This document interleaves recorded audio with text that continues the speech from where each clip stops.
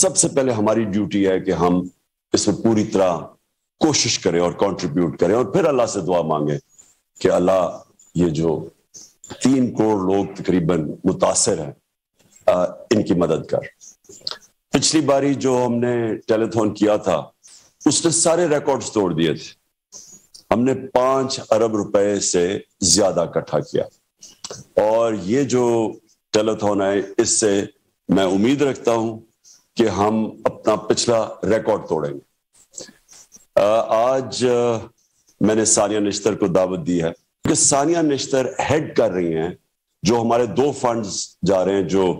کے P chief minister کا fund ہے اور پنجاب کے چیف منسٹر کا فنڈ، اس فنڈ کو ہیڈ کر رہی ہیں ثانیہ نشتر۔ ہم نے ثانیہ نشتر کو اس لیے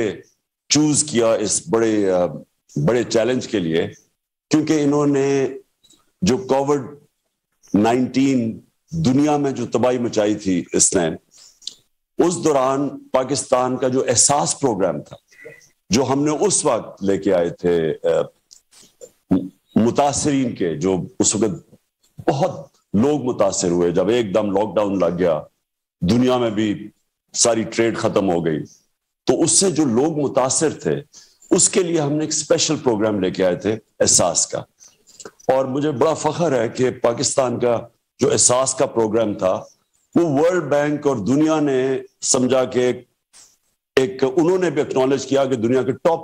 بہترین 4 پروگرامز کے اندر وہ تھا، تو وہ ثانیہ نشتر نے پورا پروگرام بنایا تھا، اور اب اسی کو ان کو ہم نے ذمہ داری اس لیے دی کہ وہ بڑا بہترین طریقہ تھا کہ شفاف طریقے سے اور تھوڑے وقت میں ہم نے اتنا زیادہ پیسہ تب لوگوں کے اندر تقسیم کیا تھا۔ اب میں چاہوں گا کہ ثانیہ آپ کو یہ پہلے بتا دیں کہ ابھی تک کیا سچویشن ہے، کتنا پیسہ اکٹھا ہوا، وہ آپ کو ڈیٹیلز دے دیں گی۔ اس کے بعد ہم نے اب یہ پیسہ کیسے خرچ کرنا ہے، اور جو 2 ہماری حکومتیں ہیں پختونخوا کی اور پنجاب کی، ادھر تو ہمارا نسبتاً آسان طریقہ ہے کیونکہ گورنمنٹس ہماری ہیں، اور اب ہم نے جو وعدہ کیا ہوا کہ ہم سارے پاکستان